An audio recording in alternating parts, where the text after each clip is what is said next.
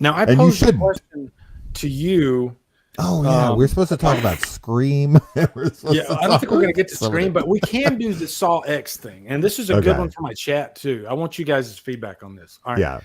I asked Jason today, I was like, yeah, because I had this thought. I was like, oh, shit.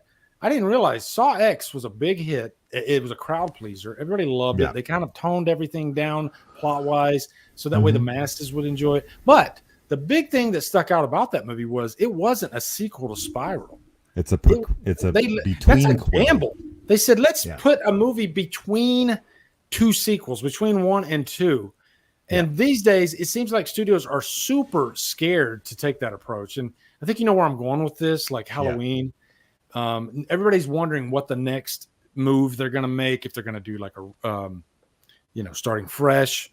I gave you my pitch on what I think they should do, but I think it's not out of the question. Maybe there's a lesson learned from Saw X. Maybe they look at that and say, hey, you know what? Why don't we just do something between Halloween? Say, let's take off after Halloween 4. You know? Yeah. Jesse's got a great point. Saw X is what Rogue One did. Yeah. So that's cool. Although Rogue One is set between obviously like Revenge of the Sith and New Hope, but it's more just a prequel to a New Hope is more of how you would look at that, as opposed to like if Rogue One was set between A New Hope and Empire, that would definitely be different. Yeah. Now, Solo is the same. Solo is set between Revenge and New Hope as well. So those are more like prequels to an original trilogy. Saw X is definitely unique in the fact that it is straight up set in between two of the original films. So it is very unique in that way. I can't think of many films. Yeah, there's not that many that do that. The only problem with that is that, like Amanda, you could definitely see her age. Oh, sure. I don't care about that. It doesn't bother you. I don't care about that. That's like one of my big gripes I have with Rob Zombie's Halloween too, is that they didn't bring the kid back, and he was like, "Oh, he's just too big." I don't care. I don't care. Yeah. I'm willing to suspend the disbelief. I was willing to do it with Ian in The Hobbit, and I'm willing. Like, I don't care. Give me the original actor. It's better that way. If they look older, I get it. They're older. I'm not an idiot. Like, I know how these things work. Yeah. So you said you have a pitch, and you told me? No, I don't think I told you. Gory brings up a good point there, though. I think that's the reason they did Saw X, is because John Kramer is just such a big character. How do we get him back? Like John Kramer, he's like the Michael Myers of your franchise. So, and it's kind of weird that they're like, okay, let's get rid of our Michael Myers. We'll kind of put him behind the scenes for like the rest of the sequels. You got to have a damn good story to keep that going. So I think that's why they did this, because we need John Kramer back, and it worked. John Kramer was great. I think even you would agree with that. He was awesome in Saw X. Mm-hmm. I think that if Brad Dourif I think is it Cult of Chucky or is it Curse of Chucky? I can't remember at the moment. But they have a flashback scene with Brad Dourif playing, Charles Lee Ray before he's killed. And, in the original movie, he's like in his 20s or 30s at the latest. And of course, Brad Dourif now is like 70. And they just threw a wig on him. He kind of looked like Tommy Wiseau, actually, in that flashback. And I hate when they but I don't care. I don't care. Yeah, don't do the de-aging if you don't have the money. I hate that de-aging shit, because all they do is just smooth out the wrinkles, and it looks ridiculous. It depends, though, because like the de-aging that they did in Book of Boba Fett on Luke Skywalker looked fucking incredible.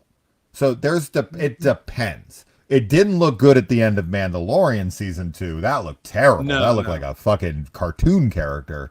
But in the Book of Boba Fett, when he goes to pick up Grogu, he tries to, just visit him. Luke looks incredible there, right? Like, I would now in that instance, would I just want Mark Hamill to like go in and try to pretend he's young Luke? No. That wouldn't work. That wouldn't work because his image is too iconic, And I just feel like, but with these other movies with a child's play, I don't care as much. It's just like, Brad Dourif's older, whatever. He's not Yeah. 20 anymore. I don't give a shit.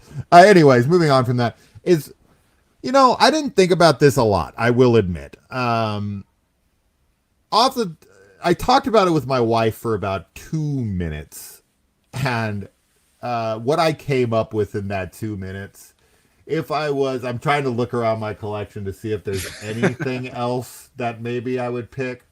Is there a sequel that's missing in a franchise that you want so bad?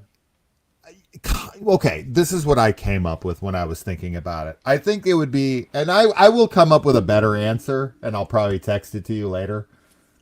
But for now, what I would pick is I want a movie in between the opening of Friday the 13th Part 2 and the 5 years later in Friday the 13th Part 2. I want to see Sackhead Jason roaming the woods.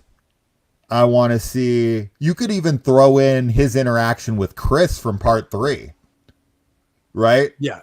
And his attacking that of her and see what happens. Flashback. Yeah, the potential rape or whatever the hell happens. Yeah, it's like Jason's wanting to rape her or something. He's chasing her through the woods. When he lifts his mask and smiles at her, it's almost like I'm your rapist. We need that back. That's what's missing from Friday the 13th. We haven't had psycho hillbilly Jason in so long, and he could be hillbilly with the hockey mask. I think he was a little bit hillbilly in 3.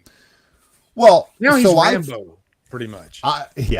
I've said this many times, and I feel like there's a few franchises, Scream being one of the best examples, but that didn't do it when they should have. Yeah. So what I think, we've talked about this before, but Friday the 13th did it sort of for a short time and then abandoned it. But I love the idea of a iconic slasher villain donning a new look every movie and grabbing a different mask every film and wondering, like a James Bond movie, who's going to be the next James Bond, and seeing what's his mask going to be this time? We got the Sackhead. Yeah, exactly. We got the Sackhead, the second movie. We got the hockey Sleep mask, Token, the third they just movie. did it too. They changed their masks. Yeah.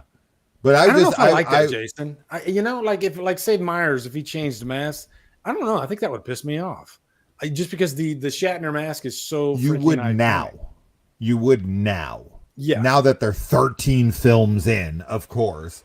But this right here, man, you can't replace that. That's can't iconic. now because it's iconic. But yeah, how do you feel like the reaction to his mask was in Part 3 when people got used to him wearing a sack head? Because for a year, people were like, Jason wears a sack on his head.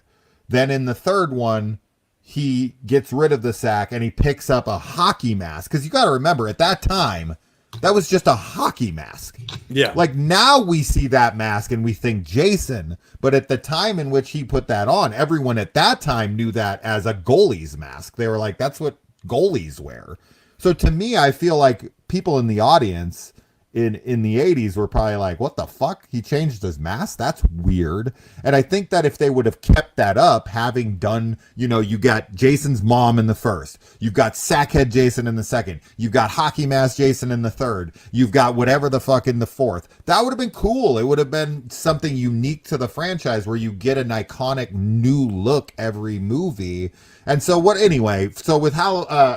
Friday 2, 2.5, and you get Jason out in the woods in a sack head. You could even have a moment where he set it in the winter and it's in the snow and Camp Crystal Lake freezes over and you got kids out there playing hockey and you're observing him and this is where he gets the idea of wearing a hockey mask later or something. It becomes kind of something in his mind that to think back on later. But regardless, I think that'd be really cool to have a Sackhead Jason movie again. I think we'll get it in the Crystal Lake series. We did get it in the remake. He did don the sack for a little bit. But to see a Sackhead Jason movie again set between the events of Alice's death and 5 years later would be pretty cool to me. I think Jason is he might be one of the few, if not only, slasher killers that doubled down. And what I mean by doubled down, like mask wise, is he's scary with the mask, but then when he takes off the mask, it's 10 times like it's exponentially scarier. Like when I first saw his face in 3, hell 2, when he jumps through the window, that is the scariest face I think to this day I've ever seen in my life. And I always wanted that for Myers, but I didn't want to ever see Myers' face, because they never really showed his face for those first, even 5, they didn't really show his face.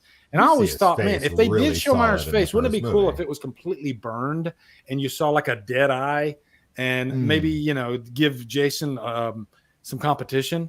Because Myers, let's face it, he pretty much looks like a normal guy behind the mask, even though he shouldn't because he burned in 2.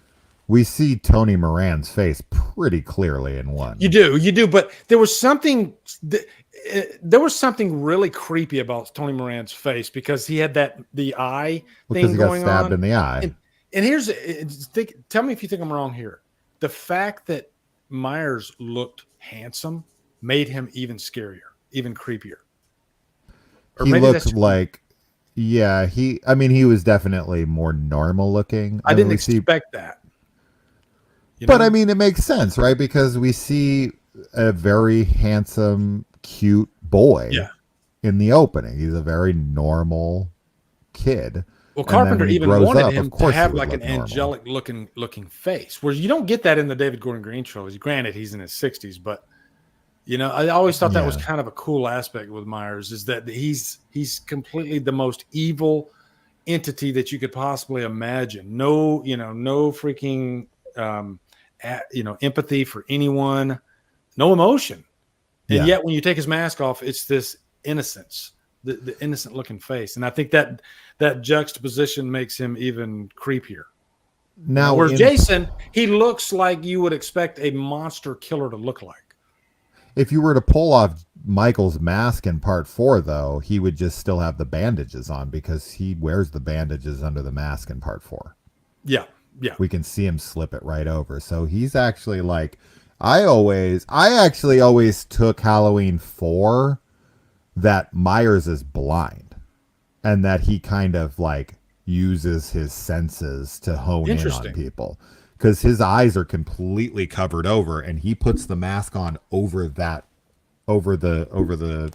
wrapping. And that would prove the point that he is actually evil. Because if evil takes over a body, does it really need eyes? No, not really. But then in part 5, he's been using a lot of moisturizer, Noxzema. His skin is better than mine, dude. Beautiful skin. Don Shanks, he's got Native American skin. Yeah, dude. It's gorgeous. They show his face pretty good too there. When I first saw it on VHS back in the day, even in a theater when I saw Halloween 5, when he took off that mask, I was just like, oh shit, here we go. And then all I saw was just the eye and a little tear. But they do show it earlier in the movie. If you look at the Blu-ray, when he's in the old house, when he stumbles back. Oh yeah. But when he stumbles backwards, when she's like, uncle, and and then he stumbles backwards and knocks the thing over, you can see his face pretty clearly in the Blu-ray. Maya brings up a good point here. Real evil doesn't necessarily look evil. That's where they did get it. You know what? And look at her picture. I don't know if you've ever seen Passion of the Christ. All right, but I'm going to bring this up. There's a scene in Passion of the Christ where, as Jesus is getting beaten, you see the devil slowly walking through the crowd, and he has a very beautiful woman's face. He's bald, but they specifically wanted to give him like an angelic, pretty face, even though he's the devil, and he's kind of just walking by and he's just like enjoying, what's going on. So I think there's something to that about trying to make evil in horror movies sometimes look angelic or innocent. And I think there's probably been a couple of horror movies that have done that, like not really evil, but like Species. You know, like Species, she's the Oh, most yeah. beautiful woman on the planet, and she's going to kill you. Like she's the most deadly thing on the planet, and she's going to Well, seduce you. You there's know? something there. Of course, there's something terrifying about that because, if you see a guy wearing a fucking, sack over his head in the forest, you're gonna run, right? Like, Yeah, you're immediately on guard. But if you run into someone very alluring, I mean, that's the whole thing with vampires or whatever, right? Like, it's your guard as being put down because everyone has, a weakness yeah. in what they That's a like. great And example. you go Vampires. to bed. Yeah, you go to You know? bed with someone, or if you put your guard down, right? Like, you're yeah, I mean, of course it would be easier to get killed by someone who you trusted than someone who you didn't. What's up, guys? You are at the end of the DD Live clip. What I do is I like to clip these out if I think the topic is important or something that's newsworthy. So thank you for watching. And if you want to watch more, you can go over here. You can go over here, click on one of those. And yeah, hopefully I can do this for 20 seconds, which I think I did. Okay, so yeah, thanks for watching, guys.